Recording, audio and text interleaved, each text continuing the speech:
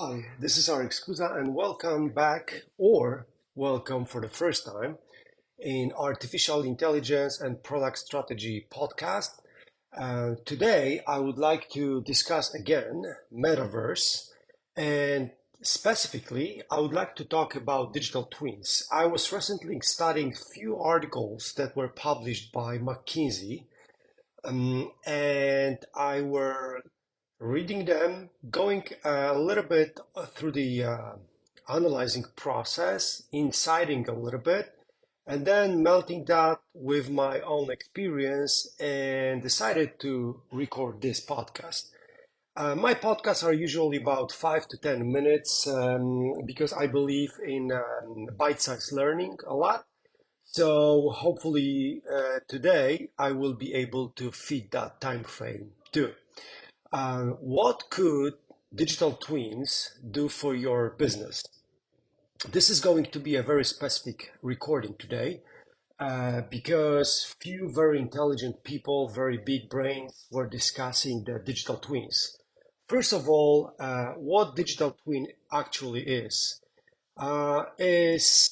actually a digital representation of the physical object.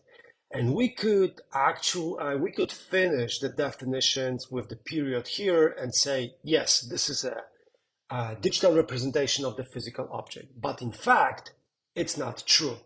And a good example is Google Earth. If you look at the Google Earth, we could say that this is a digital representation of the physical object, which is the planet Earth. But without direct access to the data, digital Earth would not be interesting for us because it will not be up to date. So digital twin is actually a representation of a physical object with the direct access to the data that in real time updates that digital representation. And then the Google Earth makes sense. So if we look at the Google Earth, which is a digital twin, it is a digital representation of physical object with direct access to the data that updates that object. That data, in terms of, in case of the Google Earth, comes from satellites and probably different data points too, which makes this Google Earth updated. But with Google Earth, we have one issue. If you look Google Maps and you go Street View, you quickly realize that sometimes that Street View, that digital representation is not updated.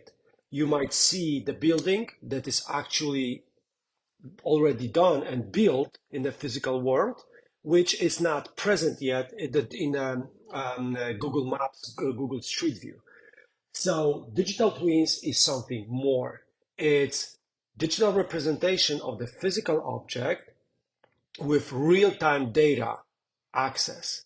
And if we're talking about Google Maps and we're talking about traffic data to optimize your driving routes, that is the digital twin because you have an seamless, no delayed experience with that data updating your digital twin. So wrapping it up, digital twin is a digital representation of the physical object with real-time updates based on data. So what can digital twin do to your business? Well, a lot of things. First one of the biggest areas of value is reducing time to market and development and product development time. Let me give you an example of the toothbrush. If you're using one of the smart toothbrush that is actually adjusting to type of the teeth or type of the disease you are trying to remove or bacteria you're trying to remove from your mouth, you know that the way you use that the way you use the toothbrush, I'm sorry, the time of the day you're using that, the times of the brush you use actually influence the performance and influence the goal you wanted to achieve. Some people might be removing the specific bacteria. Some of them just might be just giving a little bit of the massage to to your mouth. Some might be trying to remove stains or or something else from the tooth. So that is a personalization. So personalization loves patterns.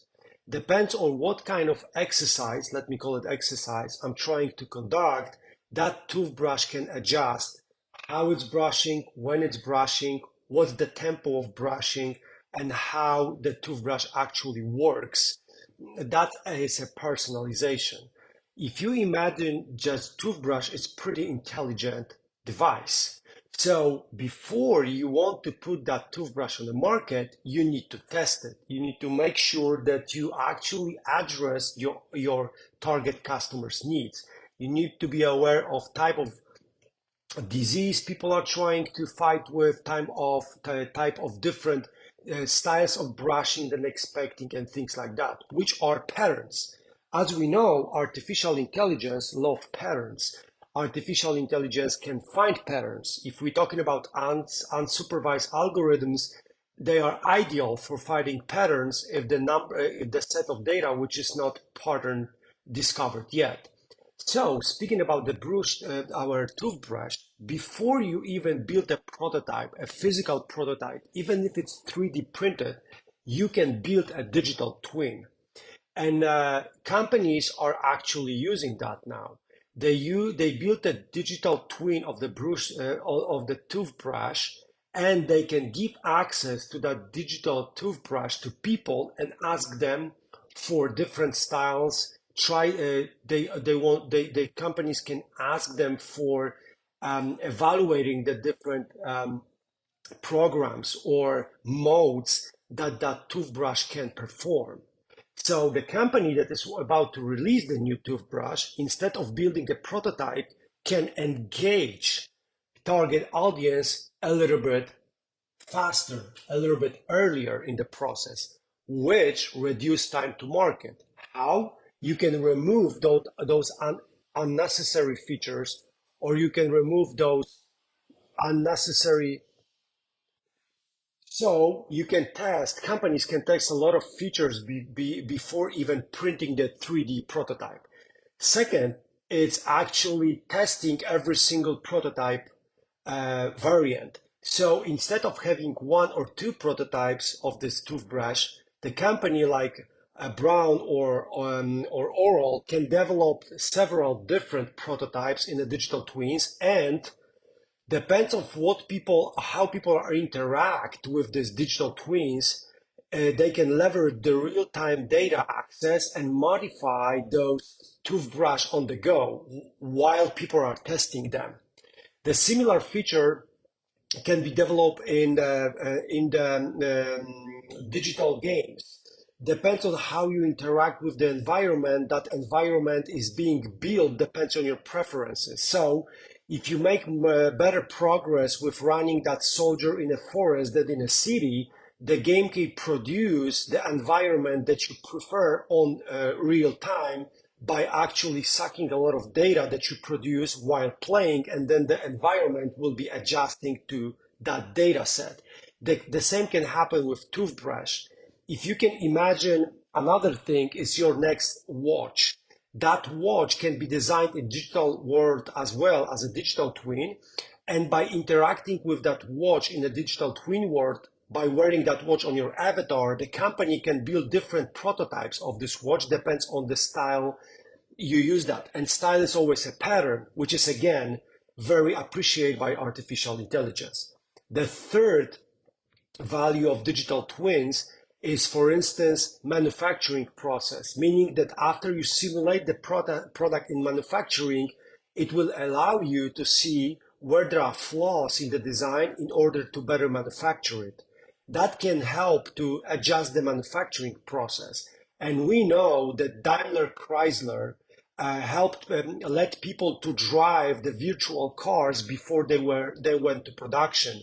By driving them with this Oculus on their heads, customers provide a lot of real-time data to the digital twin performance, and afterwards digital twin help to design better cars, which is also the use case that BMW is leveraging.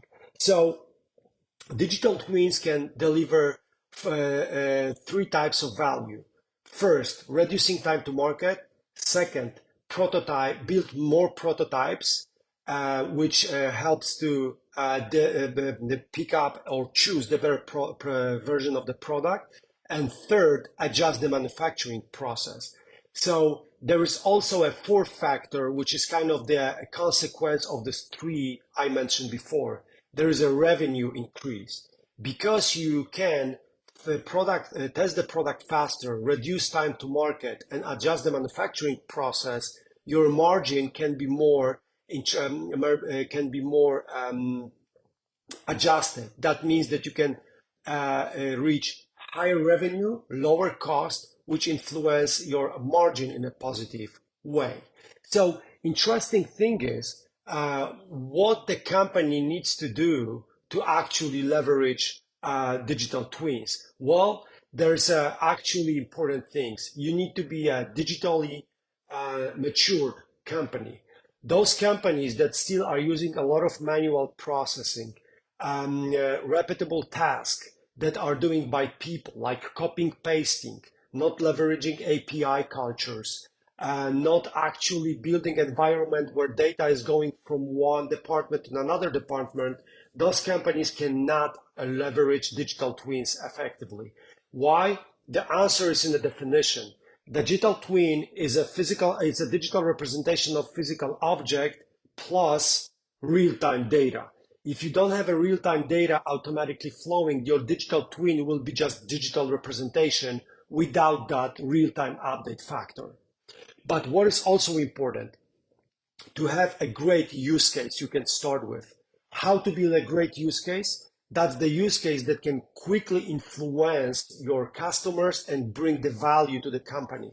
And this toothbrush example I've shared, it's an excellent one. If you leverage a next version of this intelligence toothbrush with customers, you can quickly upgrade the product and put it on the market. And the use case is people can address more goals with just simply brushing their teeth daily.